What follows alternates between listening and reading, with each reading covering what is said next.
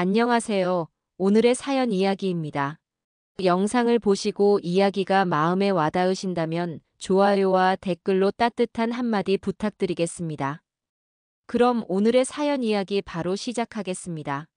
안녕하세요. 저는 김정화 61살이에요. 오래전 남편을 떠나보내고 동네에서 작은 꽃집을 운영하며 혼자 살아왔죠. 제 인생의 전부는 외동딸 지영이에요. 대학 졸업 후 은행에서 일하며 혼자서도 참 잘 살아주는 아이죠. 그런데 그날은 제 평온했던 일상이 송두리째 흔들리기 시작한 날이었어요. 아침부터 딸 지영이가 꽃집으로 들이닥쳤어요. 두 볼이 발그레하고 표정엔 뭔가 결심이 가득했죠. 엄마, 오늘 저녁에 중요한 사람 소개시켜 줄게요. 지영이가 말했어요. 그 목소리는 들떠 있었고 저는 오랜만에 설레는 마음으로 그래, 무슨 사람인데 그렇게 기분이 좋아?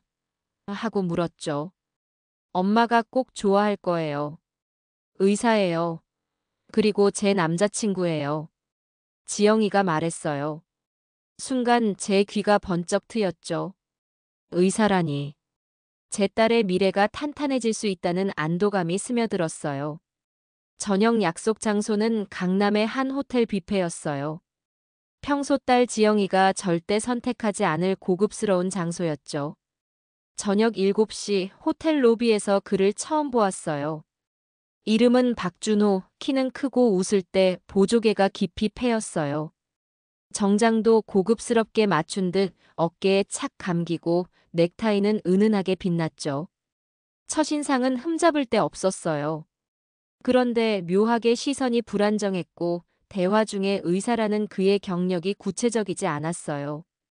뷔페 테이블에서 그는 병원 이야기를 자주 했지만 이상하게도 병원 이름은 얼버무렸어요. 요즘은 환자가 너무 많아서 하루 종일 숨 쉴 틈이 없어요. 그가 말했어요.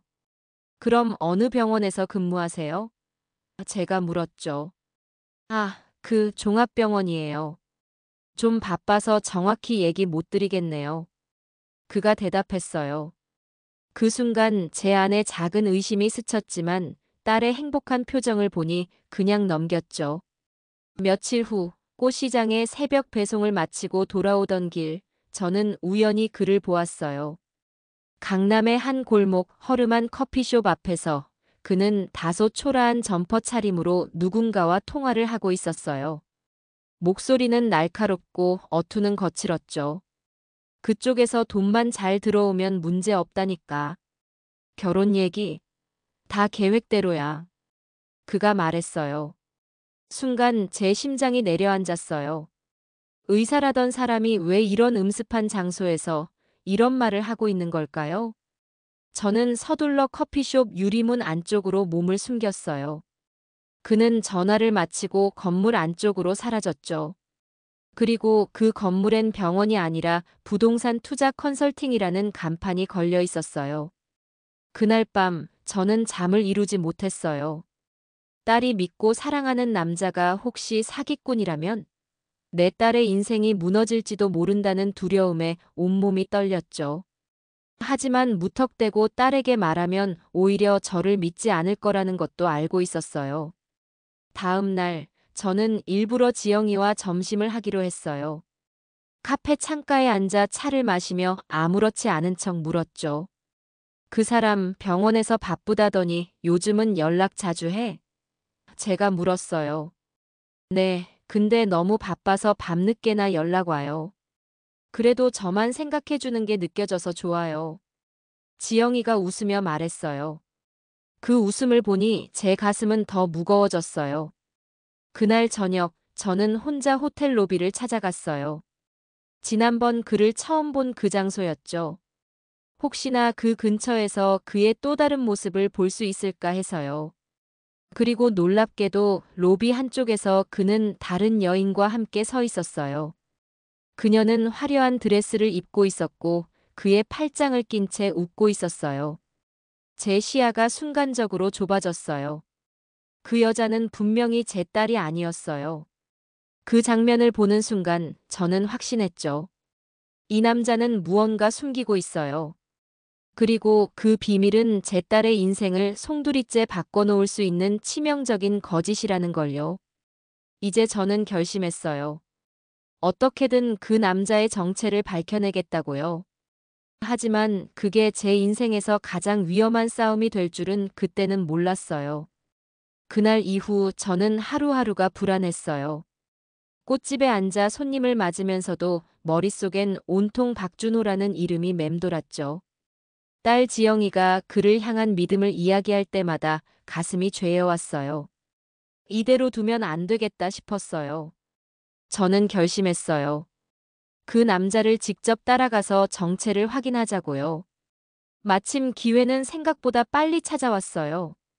일요일 오후 꽃시장에 다녀와 꽃집 문을 닫으려던 찰나 도로 건너편에서 낯익은 그림자가 눈에 들어왔어요. 제 딸의 남자친구 박준호였어요. 정장은 아니었지만 평범한 셔츠에 진청 바지를 입고 있었죠. 손엔 검은 서류 가방을 들고 빠른 걸음으로 걸어가고 있었어요. 저는 재빨리 핸드백을 들고 그를 뒤따랐어요. 거리엔 늦가을 바람이 차갑게 불었고 사람들은 저마다 바쁘게 지나가고 있었죠. 그는 번화가를 지나 한적한 골목길로 들어섰어요. 그곳은 오래된 건물과 허름한 술집들이 즐비한 곳이었어요. 골목 끝에 다다르자 그는 낡은 철문 앞에서 잠시 멈췄어요. 주변을 두리번거리더니 철문 안으로 들어갔어요. 저는 발소리를 죽이고 그 뒤를 따랐죠. 좁고 어두운 계단을 내려가니 반지하 사무실 문이 열려 있었어요. 안에서는 남자들의 낮고 거친 목소리가 들려왔어요. 이건 분명히 잘 처리해야 해. 결혼식 전에 모든 게 끝나야 한다고. 낯선 남자의 목소리였어요. 걱정 마. 그 여자는 나한테 푹 빠졌어. 돈만 준비되면 바로 움직일 거야. 박준호가 말했어요. 그 말을 듣는 순간 제 심장은 쿵 하고 내려앉았어요. 딸을 그 여자라고 부르며 무언가 돈과 관련된 계획을 세우고 있다니. 숨을 죽이고 문틈으로 안을 들여다보니 책상 위에는 서류 봉투와 현금 다발이 놓여 있었어요. 주변에는 정체 모를 계약서들이 흩어져 있었고 벽에는 부동산 지도와 고급 아파트 사진이 붙어 있었어요. 그곳은 병원이 아니라 투자 사기와 관련된 아지트처럼 보였어요. 그때 제 발끝에 있던 작은 돌멩이가 굴러가면서 톡 하고 소리가 났어요. 순간 안에 있던 남자들이 고개를 돌렸어요. 저는 급히 계단을 올라와 철문을 밀치고 밖으로 뛰쳐나왔어요. 심장이 귀까지 뛰어오르는 느낌이었죠. 저는 발걸음을 멈추지 않고 골목을 빠져나와 번화가까지 나왔어요. 뒤를 돌아봤을 땐 아무도 따라오지 않았지만 여전히 등골이 서늘했어요. 집으로 돌아와 거실에 앉으니 손이 떨렸어요. 그리고 깨달았어요. 이건 단순한 거짓말이 아니에요. 제 딸의 인생이 걸린 사기극이에요. 하지만 아직 확실한 증거가 부족했죠.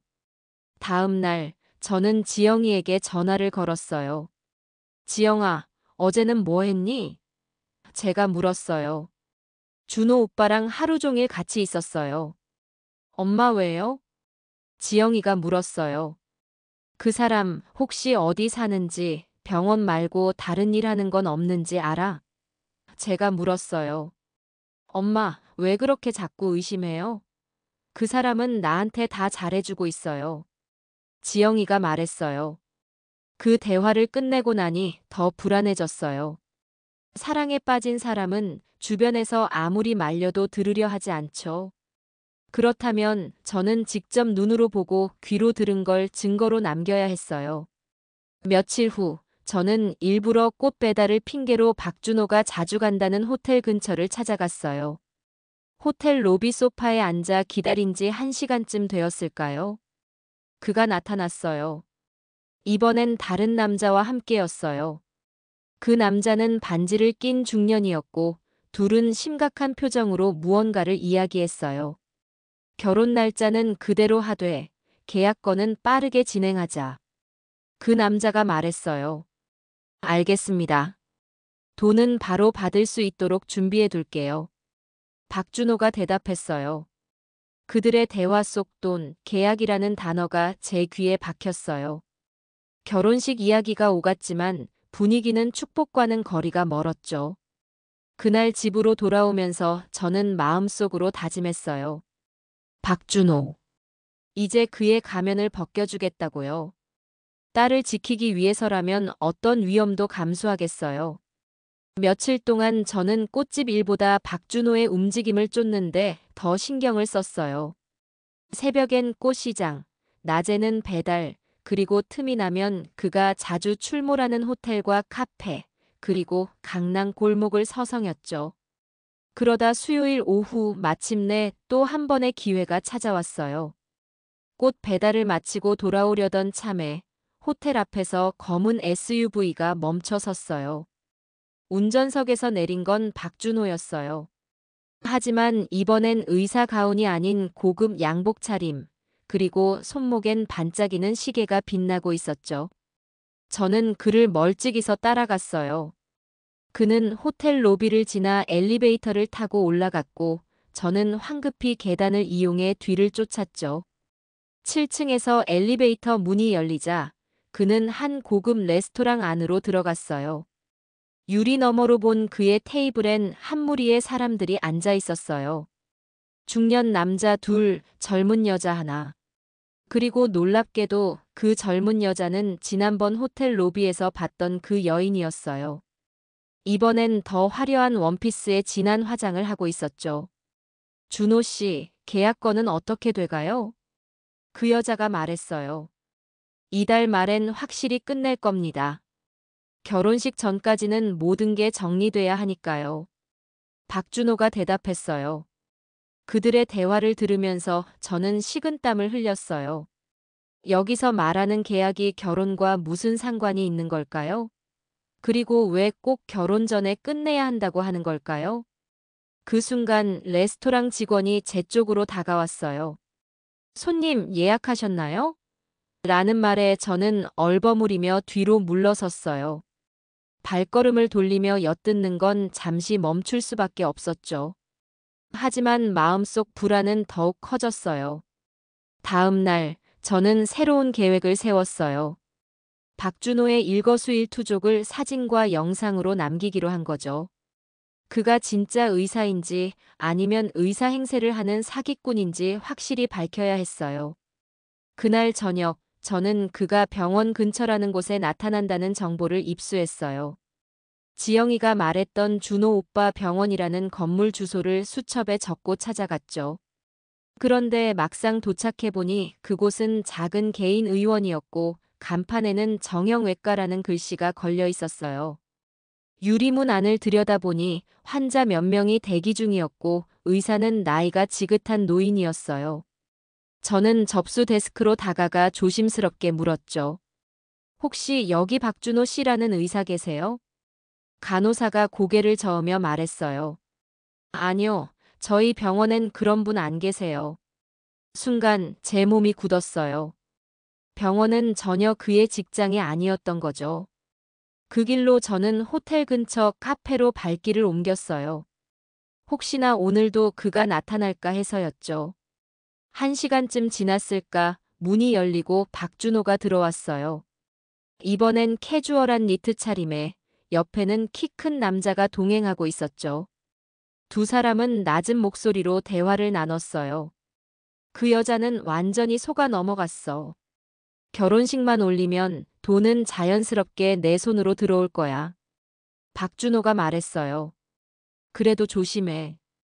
요즘 사기건으로 경찰이 움직이고 있잖아. 그 남자가 말했어요. 그들의 말이 제 귀에 꽂히는 순간 제 숨이 거칠어졌어요. 이건 더 이상 의심이 아니라 확신이었어요. 이 남자는 제 딸을 이용하려 하고 있었어요. 카페를 빠져나온 저는 근처 골목으로 몸을 숨기며 전화를 꺼냈어요. 다음 단계는 확실한 증거를 확보하는 거였죠. 하지만 그 순간 뒤에서 누군가 제 어깨를 툭 쳤어요. 돌아보니 뜻밖의 얼굴이 보였어요. 혹시 김정아 씨 맞죠?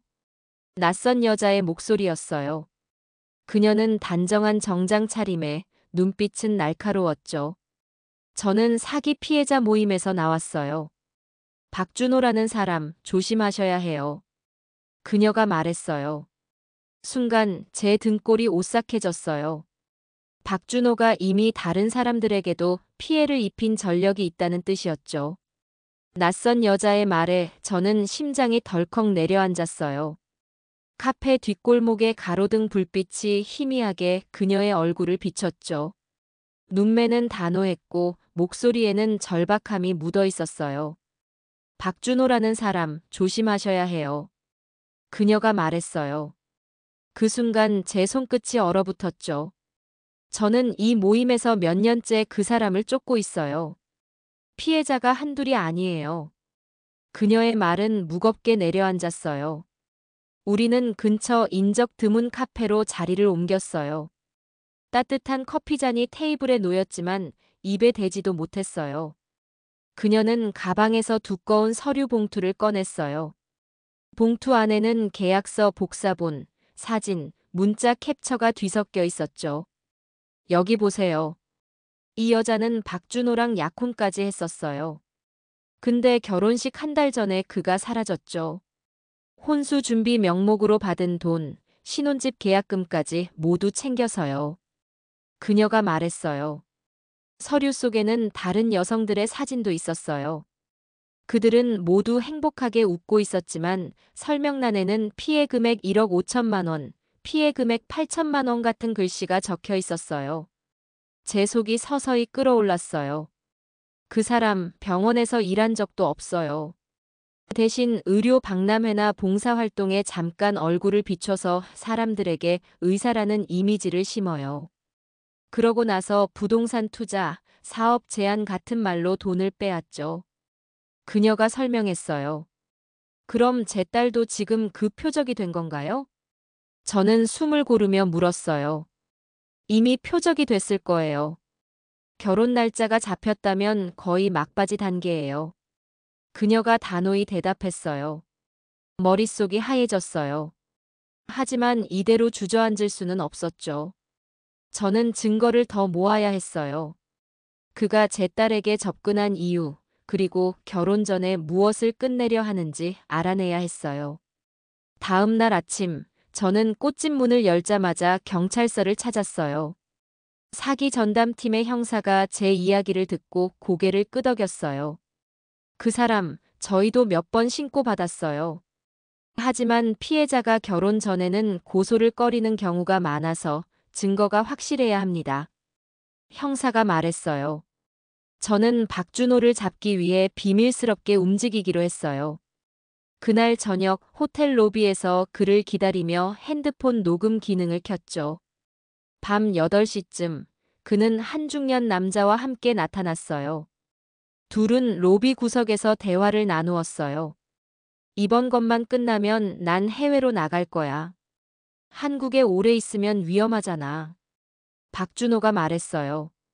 그러니까 결혼식이 중요하다고. 그 여자가 있어야 계약이 완성되잖아. 중년 남자가 대답했어요. 그 대화를 녹음하는 제 손이 미세하게 떨렸어요. 그들이 자리를 뜨자 저는 조심스럽게 뒤를 따라갔어요. 엘리베이터를 탄 그들은 지하 3층 주차장으로 내려갔죠. 거기서 또 다른 남자와 만나 무언가를 건네받았어요. 봉투 속에서 번쩍이는 금빛이 잠시 보였어요. 저는 깨달았어요. 박준호의 거짓말과 사기꾼 행각은 제 딸만의 문제가 아니었어요. 그에게 당한 사람들이 너무 많았고 그 고리가 생각보다 훨씬 깊고 넓었어요. 집으로 돌아온 저는 지영이 방문 앞에서 한참을 서 있었어요. 문 안에서는 딸이 즐겁게 전화하는 목소리가 들렸어요. 아마 그였겠죠. 그 웃음 속에 숨어있는 위험을 생각하니 제 눈가가 뜨겁게 젖었어요. 저는 결심했어요. 다음번엔 딸이 직접 눈으로 볼 수밖에 없는 증거를 만들어야겠다고요. 단순한 말이 아니라 부인할 수 없는 사실로요. 그날 아침, 저는 거울 앞에 오래 서 있었어요. 주름진 얼굴 위에 옅게 화장을 하고 단정한 블라우스와 검은 코트를 걸쳤죠.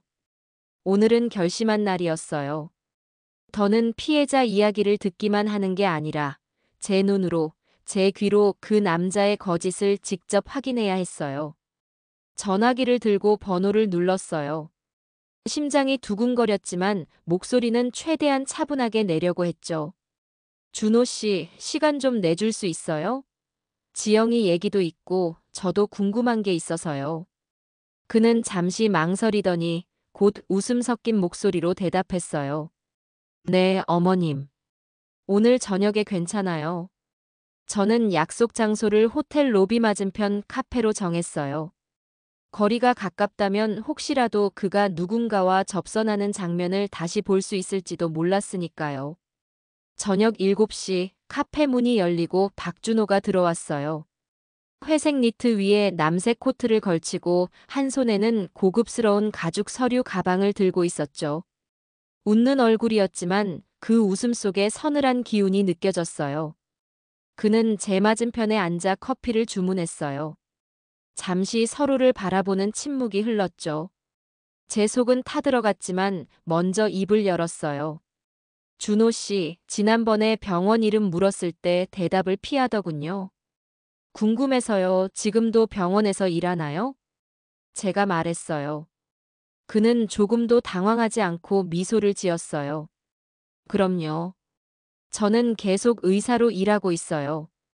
다만 얼마 전에 직장을 옮겨서 다른 곳에서 일하느라 바빴어요. 그 뻔뻔한 태도에 제 손끝이 떨렸어요. 병원에는 그의 이름이 없다는 걸 이미 확인했는데 그는 한치의 흔들림도 없이 거짓말을 이어갔죠. 그렇군요.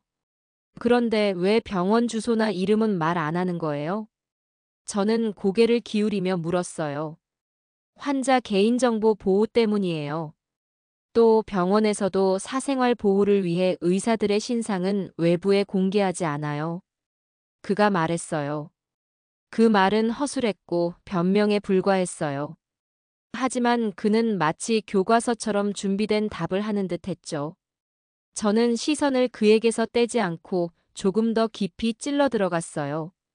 제가 며칠 전에 강남 쪽에서 우연히 준호 씨를 봤어요. 그런데 그건 병원이 아니었는데요.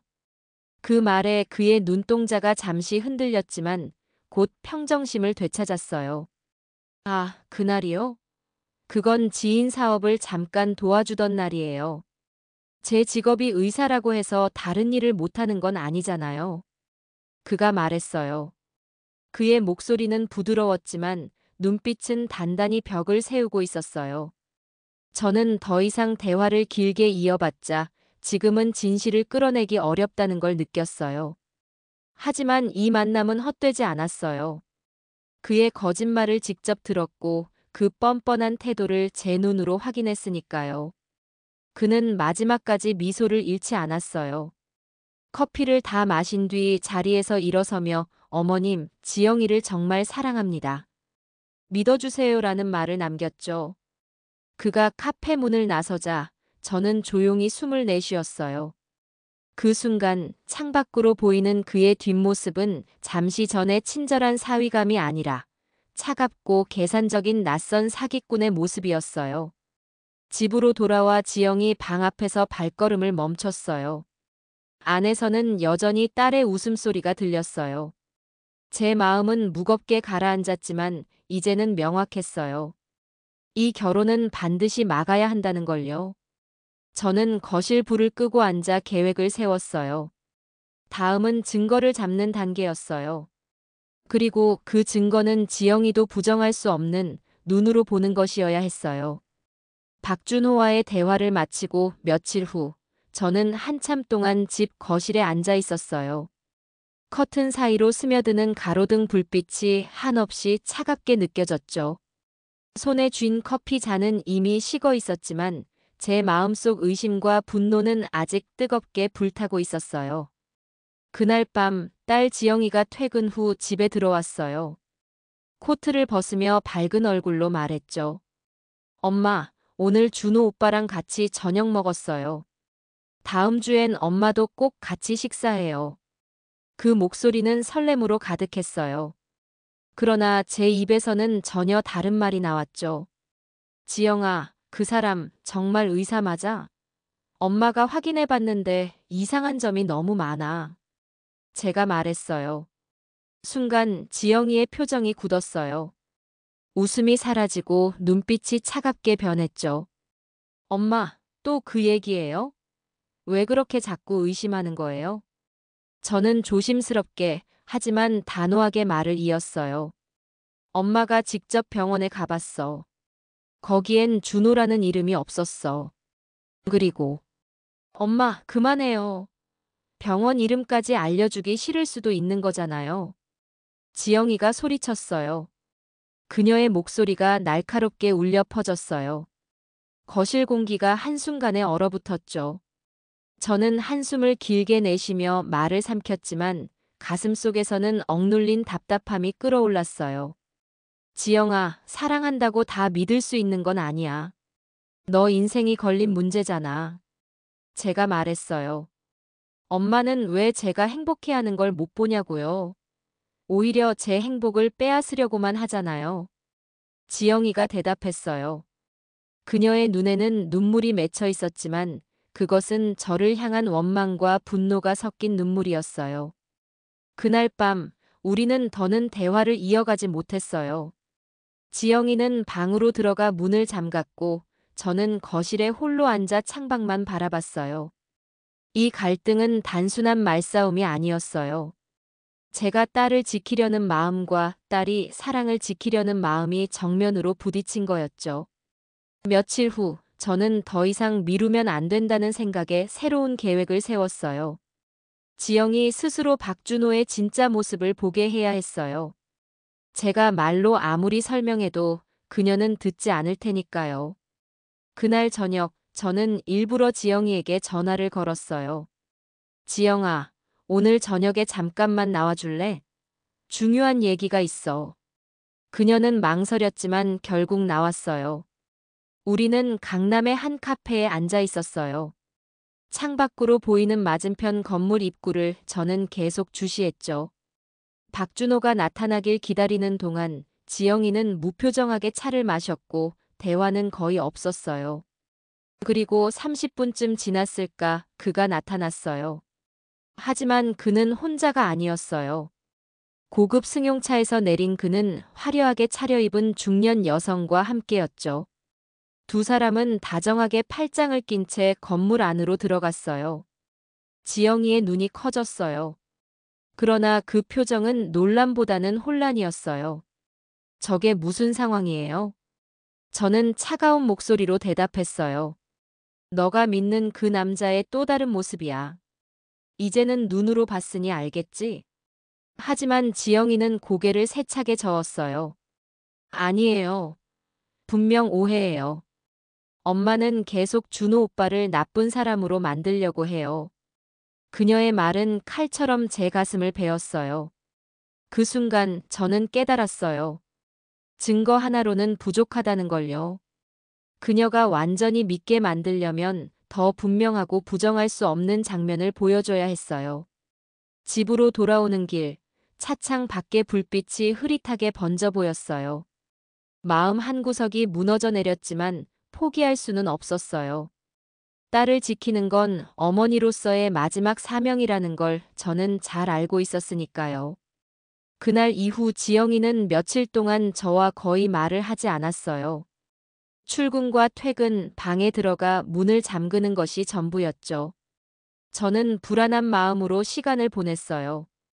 혹시나 그날 본 장면이 그녀의 마음을 돌려놓을 수 있길 바랐지만 오히려 더 깊이 빠져드는 건 아닌지 걱정이 앞섰죠. 그리고 그 불안은 이틀 뒤 현실이 되었어요. 퇴근 후 집에 들어온 지영이의 표정이 묘하게 단단했어요. 옅은 미소를 띄었지만 그 웃음은 제게 불안함을 안겨줬죠. 엄마, 나 오늘 준호 오빠 만났어요. 그녀의 말에 제 심장이 철렁 내려앉았어요. 저는 대답 대신 그녀를 바라봤어요. 그러자 지영이는 방 안에서 핸드백을 꺼내며 말을 이었죠. 그날 저녁 지영이는 회사 근처 카페에서 박준호를 만났다고 했어요. 그는 전날과 다름없이 깔끔한 차림에 여유로운 웃음을 지었고 지영이가 건넨 첫 질문에 곧바로 대답을 했다고 해요. 지영이는 그날 같이 있던 여자는 누구예요? 라고 물었고, 아, 그분은 우리 병원 후원회 회장님이야. 결혼 준비 때문에 도움을 받고 있었어. 오해할 만했네. 라고 박준호가 대답했어요. 그 말에 지영이는 조금 안도했다고 했어요. 하지만 저는 속으로 분노가 끓어올랐어요. 후원회 회장이라니. 그런 새빨간 거짓말을 아무렇지 않게 내뱉다니. 그는 이어서 직장을 옮겼다는 말을 다시 꺼냈다고 했어요. 요즘 병원에서 계약직처럼 근무하고 있어서 병원 이름을 자주 바꾸는 거나 다름없어. 환자 프라이버시 때문에 어머님한테까지 말 못 드린 거야. 박준호가 말했다고 했어요. 그 뻔뻔한 설명에 저는 숨이 막히는 기분이었어요. 하지만 지영이는 그 말을 의심 없이 받아들였죠. 엄마, 오빠는 정말 나를 생각해요. 그날 본 장면은 그냥 우연이었던 거예요. 지영이가 제 앞에서 이렇게 말했을 때 저는 말문이 막혔어요. 지영아, 제발 한 번만 더 생각해봐. 이건 평생이 걸린 문제야. 제가 힘겹게 말했어요. 그러자 지영이는 고개를 세차게 저었어요. 엄마는 늘 의심만 하잖아요. 나 오빠 믿을 거예요. 그녀의 목소리는 단단했고 그 표정에는 결심이 서 있었어요. 그날 밤 저는 지영이의 방 앞에서 조용히 서 있었어요. 안에서는 그녀가 웃으며 전화를 하는 소리가 들렸죠. 아마도 박준호일 거예요. 그 웃음소리는 평소와 다름없었지만 제 귀에는 마치 절벽 끝에서 들려오는 메아리처럼 불안하게 울렸어요. 저는 거실로 나와 의자에 앉았어요. 조용히 창밖을 보니 어둠 속에서 가로등 불빛이 깜빡이고 있었어요. 그 불빛은 마치 제 마음속 불안이 눈에 보이는 것 같았죠. 그 순간 저는 더 이상 말로는 아무것도 바꿀 수 없다는 걸 절감했어요. 다음 단계는 행동뿐이었어요. 지영이가 믿든 말든 저는 직접 그 남자의 거짓을 드러내는 현장을 보여줘야 했어요. 그날은 비가 내리고 있었어요. 차가운 빗방울이 가로등 불빛에 부딪혀 번쩍였고 젖은 골목길은 기묘하게 빛났죠. 저는 코트를 여며 쥔 채 호텔 근처 골목에서 숨을 죽이고 서 있었어요. 며칠 동안 알아본 끝에 박준호가 주로 나타나는 장소와 시간을 어느 정도 파악했어요. 그는 매주 수요일 저녁 고급 술집이 있는 건물에 들어갔다가 늦은 밤에 나왔죠. 그곳이 단순한 유흥 장소가 아니라는 걸 저는 직감으로 알고 있었어요. 밤 9시가 조금 넘자 검은 SUV 한 대가 골목에 들어왔어요. 조수석 문이 열리고 박준호가 내렸죠. 그는 어두운 회색 코트를 걸치고 한 손에는 두꺼운 서류 봉투를 들고 있었어요. 그리고 기다리던 중년 남자와 짧게 악수하더니 건물 안으로 사라졌어요. 저는 심장이 쿵쿵 뛰는 걸 느끼며 그 뒤를 밟았어요. 건물 안은 조명이 희미했고 복도에는 낯선 향수 냄새와 담배 냄새가 뒤섞여 있었어요. 엘리베이터 대신 비상계단을 이용해 위층으로 올라갔죠. 3층에 도착하자 반쯤 열린 문 사이로 대화 소리가 흘러나왔어요. 이 금액이면 계약은 확실히 진행되는 거죠? 낯선 남자의 목소리였어요. 물론입니다. 결혼식이 끝나면 자금은 자연스럽게 제 계좌로 들어옵니다. 박준호가 대답했어요. 그 말에 제 숨이 멎는 듯 했어요. 결혼식을 자금 확보 수단으로 이용한다는 말, 더 이상 의심할 여지가 없었죠. 저는 핸드폰을 꺼내 녹화 버튼을 눌렀어요. 문틈 사이로 보이는 장면을 최대한 담으려 했죠. 탁자 위에는 현금 다발과 계약서가 놓여 있었고 그 옆엔 샴페인 병이 놓여 있었어요.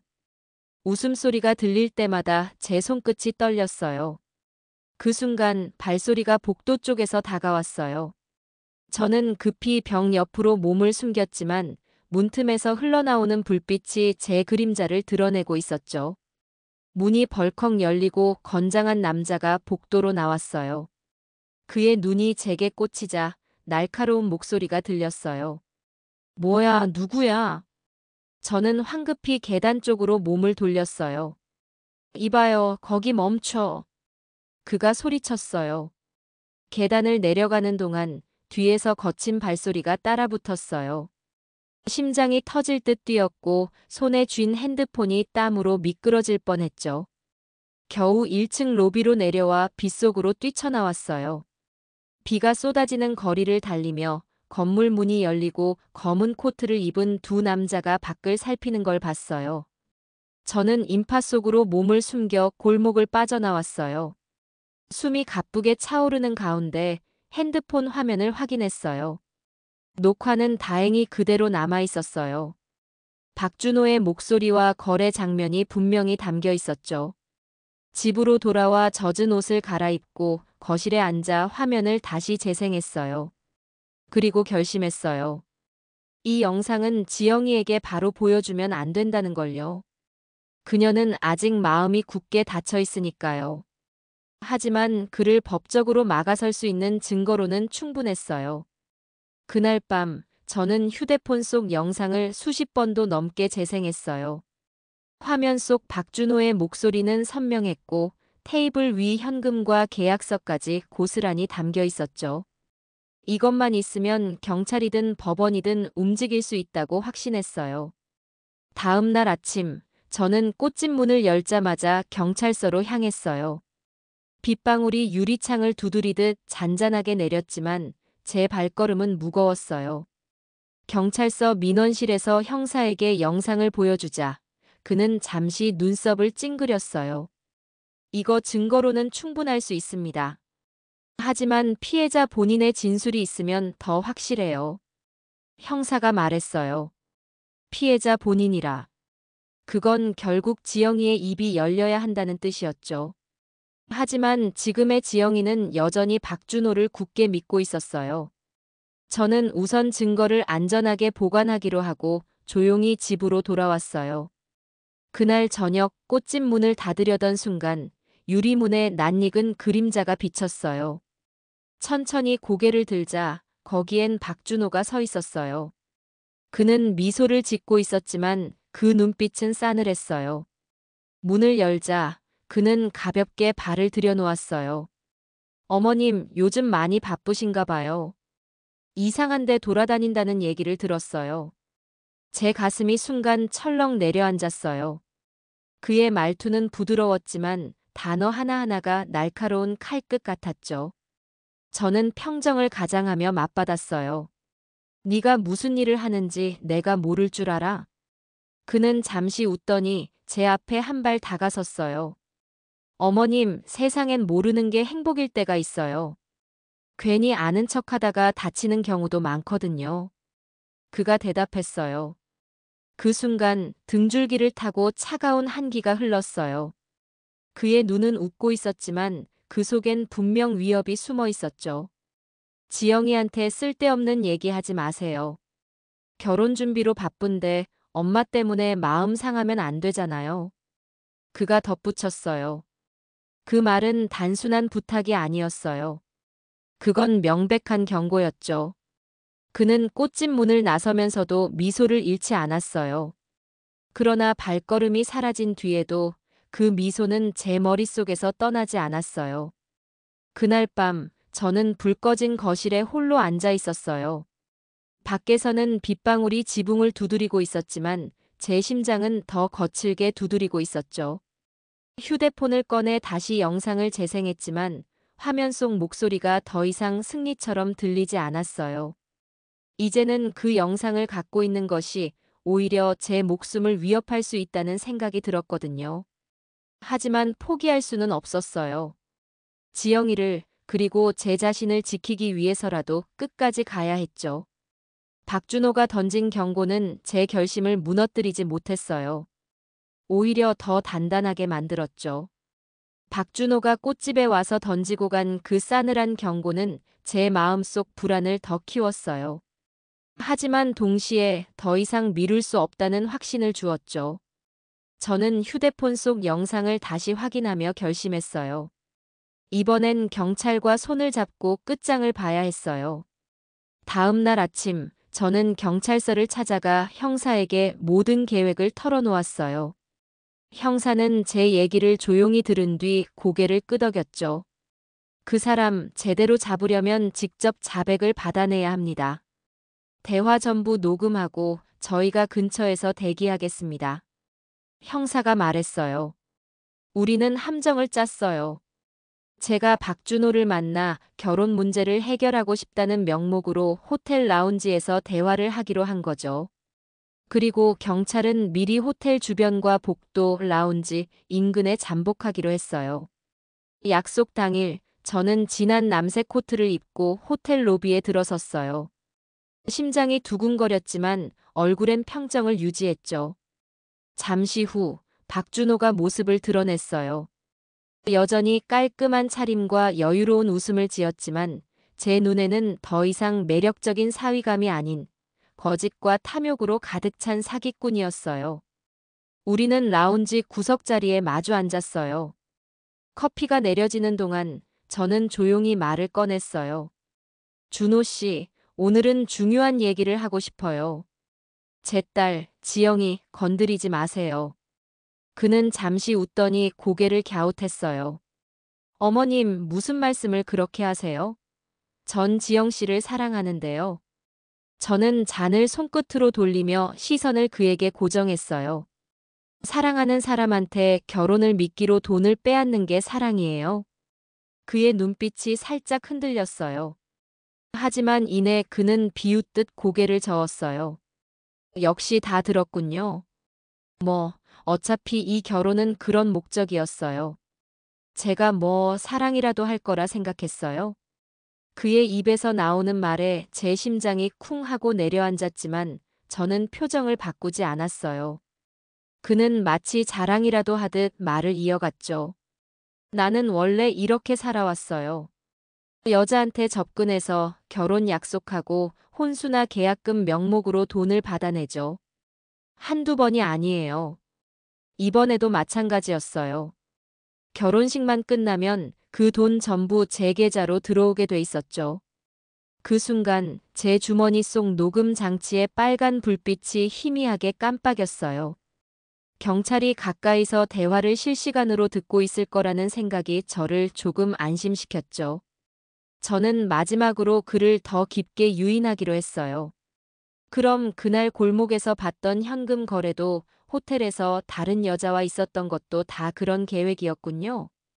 그는 피식 웃으며 고개를 끄덕였어요.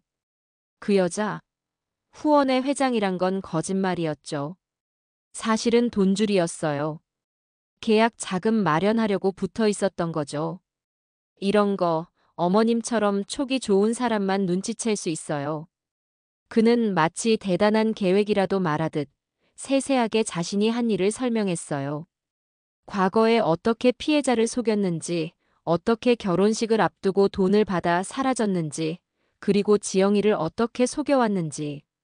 그의 입에서 나오는 모든 말이 이제 제 무기가 되고 있었죠. 그때 라운지 입구 쪽에서 형사 2명이 조용히 다가왔어요.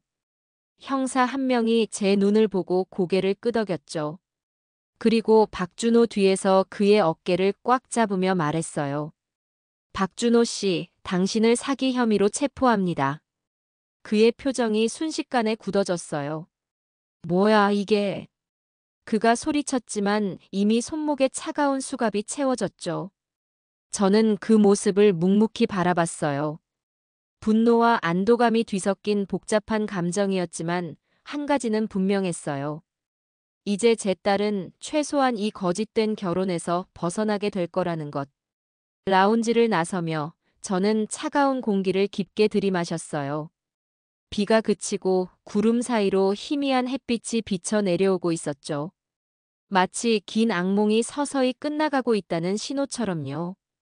박준호가 체포된 지 이틀째 집 안 공기는 무겁게 가라앉아 있었어요. 지영이는 방 안에서 거의 나오지 않았고 식탁 위의 밥은 그대로 식어갔죠. 저도 쉽게 말을 꺼낼 수 없었어요. 사랑했던 사람이 사기꾼이었다는 사실을 받아들이는 건 상상보다 훨씬 큰 상처일 테니까요. 그날 아침 경찰서에서 연락이 왔어요. 박준호가 여러 피해 건으로 수사 중이고 지영이도 참고인 조사를 받아야 한다는 내용이었어요.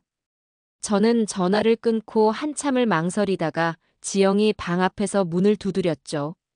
지영아, 오늘 경찰서에 가야 해. 너 증언이 필요하대. 잠시 후 문이 열렸어요. 지영이는 눈가가 붉었고 표정은 지쳐 있었어요. 그녀는 무겁게 고개를 끄덕였지만 아무 말도 하지 않았어요. 경찰서에 도착하자 형사가 박준호의 자백 내용을 간단히 들려줬어요. 그의 목소리가 담긴 녹음 파일이 재생되었고 그 속엔 결혼을 빌미로 돈을 빼앗으려는 계획이 적나라하게 담겨 있었어요. 지영이는 처음엔 눈을 크게 떴다가 곧 고개를 떨궜어요. 그 소리가 끝났을 때 그녀의 손이 미세하게 떨리고 있었죠. 집으로 돌아오는 길, 차 안은 고요했어요. 창밖의 거리 풍경이 흐릿하게 스쳐 지나갔고 겨울바람이 유리창을 두드렸어요. 그러다 지영이가 갑자기 입을 열었어요. 엄마, 미안해요. 엄마 말이 다 맞았어요. 그녀의 목소리는 울먹였어요. 저는 조용히 핸들을 잡은 손에 힘을 주었어요. 너가 힘든 건 알지만 엄마는 너가 무너지는 걸 볼 수 없었어. 집에 도착한 후 지영이는 제 앞에 앉아 한참을 침묵했어요. 그러다 눈물을 글썽이며 말했죠. 저는 그 사람을 사랑한다고 믿었어요. 근데 그게 전부 거짓이었다니. 제가 너무 바보 같아요. 그녀의 목소리는 깊이 흔들렸어요. 저는 손을 내밀어 그녀의 손을 꼭 잡았어요. 바보가 아니야. 사람 마음을 속이는 건 그 사람의 죄지, 너의 잘못이 아니야. 그날 저녁, 우리는 함께 저녁 식탁에 앉았어요. 오랜만에 마주 앉아 밥을 먹는 순간, 지난 몇 달간의 긴장과 갈등이 조금씩 풀리는 듯 했어요. 웃음은 없었지만 서로의 눈빛에는 미묘한 온기가 돌고 있었죠. 다음 날, 저는 지영이와 함께 동네 공원에 나갔어요. 차가운 겨울바람 속에서 낙엽이 바스락거렸고 어린아이들의 웃음소리가 멀리서 들렸어요. 벤치에 앉아 따뜻한 커피를 마시던 지영이가 조용히 말했어요. 엄마, 저 이제 괜찮아요.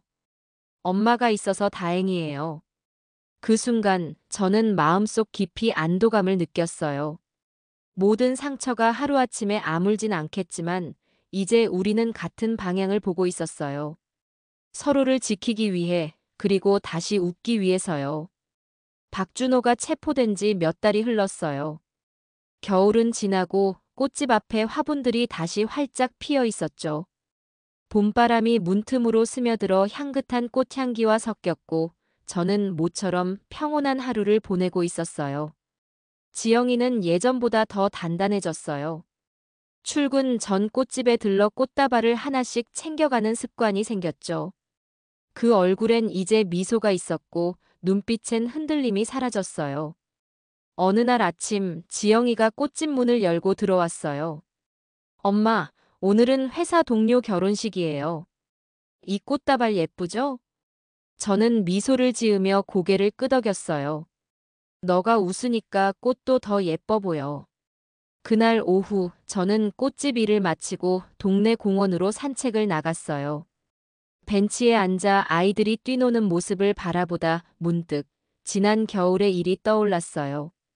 그때의 불안과 긴장, 그리고 끝없는 싸움이 마치 꿈처럼 멀게 느껴졌죠.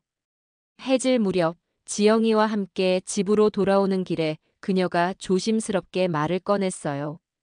엄마, 이제는 무슨 일이 있어도 사람을 쉽게 믿지 않을 거예요. 하지만 그 대신 엄마처럼 믿을 수 있는 사람 곁을 지킬 거예요. 그녀의 말에 제 가슴이 따뜻해졌어요. 그게 인생에서 가장 중요한 거야. 돈보다 명예보다 믿음을 지키는 게. 제가 대답했어요. 그날 밤 저는 가게 불을 끄고 혼자 앉아 창밖의 거리를 바라봤어요. 길가엔 연인들이 팔짱을 끼고 걸어가고 가로등 불빛은 봄밤을 부드럽게 물들이고 있었어요. 이제는 마음이 평온했어요. 지난 시간은 고통스러웠지만 그 덕분에 더 단단해졌으니까요. 요즘 세상에는 사랑을 가장한 사기 결혼이 생각보다 많아요. 특히 나이 든 부모 마음을 파고드는 교묘한 거짓말은 한순간에 가정을 무너뜨릴 수 있죠. 결혼을 앞둔 자녀가 있다면 상대방의 말만 믿지 말고 반드시 직접 확인하세요. 직업, 가족, 과거. 믿음을 쌓는 건 시간이지만 무너지는 건 단 하루면 충분하니까요. 여러분, 우리는 살아오며 많은 사람을 만나고 수많은 인연을 겪어왔어요. 하지만 세월이 쌓일수록 더 신중해져야 합니다. 사람을 의심하는 건 결코 나쁜 일이 아니에요. 그건 사랑하는 사람을 지키기 위한 또 하나의 방법이니까요. 그리고 무엇보다 스스로를 지키는 힘은 바로 내 마음 속에 있습니다. 그 힘을 잃지 마세요. 그게 우리 인생의 마지막까지 가장 소중한 방패가 되어줄 테니까요. 오늘의 사연 이야기는 여기까지입니다. 오늘의 이야기가 마음에 와닿으셨다면 좋아요와 댓글로 따뜻한 한마디 부탁드려요.